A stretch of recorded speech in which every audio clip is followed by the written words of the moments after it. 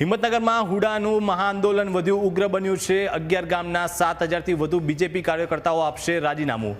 BJP હોદ્દેદારો કાર્યકર્તાઓએ party છોડવાનો કર્યો છે એલાન। ખેડૂતોએ સરકાર સામે ઉગ્ર આંદોલનની ચીમકી ઉચ્ચારી છે। ધારાસભ્ય સંસદના ઘરે રામધૂનની ચીમકી। 11 ગામના ખેડૂતો 95 દિવસથી કરી રહ્યા છે વિરોધ। હિંમતનગરમાં બજાર, ધંધા, શાળા, કોલેજ સજ્જડ બંધ। હુડા રદ ન થાય તો સ્થાનિક સ્વરાજ્ય સહિત વિધાનસભા ખેડૂતો આપશે કરારો જવાબ। સાબરકાંઠામાં સરકાર સામે ખેડૂતોનું બળવો। હુડા રદ નહીં થાય તો ભાજપને મોટો ઝટકો।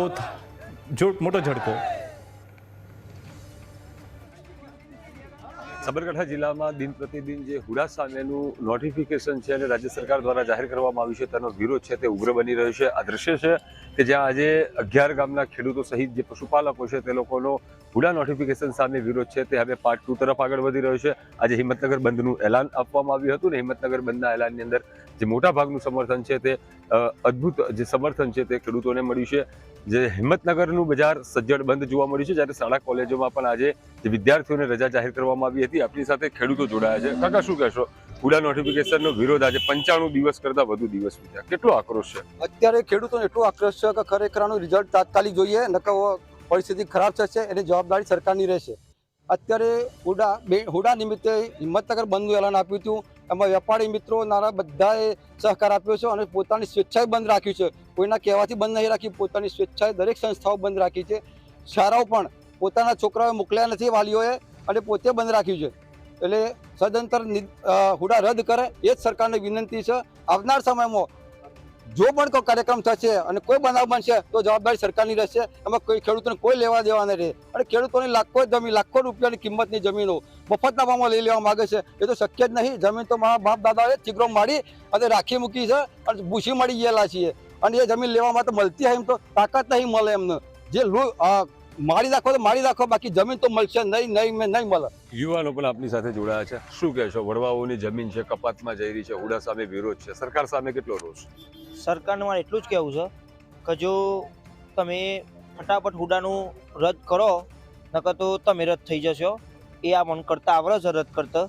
અને બીજું કે જે બાપ દાદાઓ જમીન ભેગી કરી છે એમને એવું લાગે છે એમની જમીન જતી નહીં એટલે ખબર નથી, જેની જમીન જાય છે એને ખબર પડે છે કે કેવું થાય છે। સીધા પગે એવું ભૂએ નથી રવાત। અને બીજું કે બીજેપી સરકારને એટલું જ કહેવું છે કે ભાઈ તમે જે હોય ફટાફટ પરિણામ લાવો, નકર તો પછી અમને આવડત છે માને જે કરવું હોય અમે પછી બતાવી દઈશું કે ભાઈ કે સરકારની ખુરશી તમારે આપવી છે કે નથી આપવી।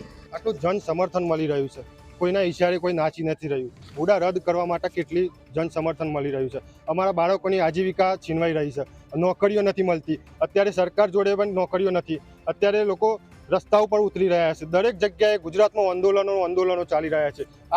આ હુડા આંદોલન 2012માં રદ કરવામાં આવ્યું હતું, છતાં પણ અહીં અત્યારે કેમ લાવવામાં આવ્યું છે? આનંદીબેન પટેલનું પણ માન રાખવામાં નથી આવ્યું। અત્યારે ક્યાંથી નિયમ લાવી ચૂક્યા છે?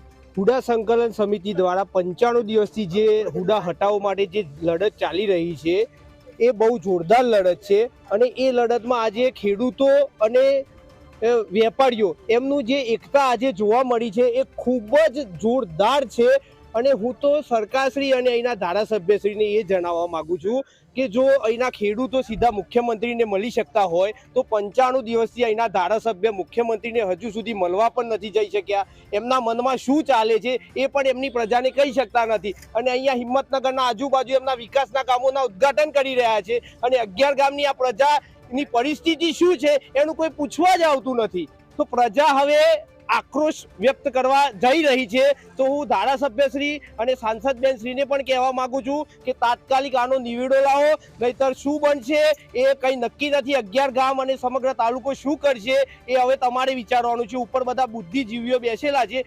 અંદાજે કેટલા કાર્યકર્તાઓ હોઈ શકે જેમને રાજીનામું ધરી દેવાની વાત કરી છે? અંદાજે 7 થી 8 હજાર કાર્યકર્તાઓ છે, કારણ કે 11 ગામની જે વસ્તી છે એ બધી બીજેપી જોડે જ જોડાયેલી છે। એ અમારા કરતા એમના જોડે વધારે આંકડા છે દરેક ચૂંટણીના કે કોને કેટલો મત વધારે આપ્યો છે, તો એમને હવે જોઈ લેવાનું છે, એમને જ નક્કી કરવાનું છે।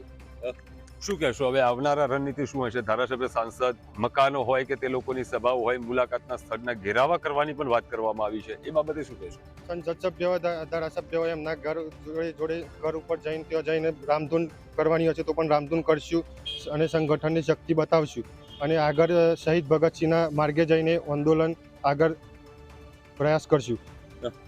ચોક્કસથી જે પ્રમાણે સાબરકાંઠા જિલ્લાના હિંમતનગરમાં જે પ્રમાણે હિંમતનગર અર્બન ડેવલપમેન્ટ ઓથોરિટી એટલે કે હુડા નામનું જે નોટિફિકેશન રાજ્ય સરકાર દ્વારા જાહેર કરવામાં આવ્યું છે અને સતત 95 દિવસ કરતાં પણ વધુ દિવસોથી આ ખેડૂતો છે તે સરકાર સામે આ હુડા નોટિફિકેશન રદ કરવા માટેની લડત છે તે લડી રહ્યા છે અને હવે હુડા સામેનું આંદોલન પાર્ટ 2 તરફ આગળ વધી રહ્યું છે એટલે કહી શકાય કે આવનાર દિવસ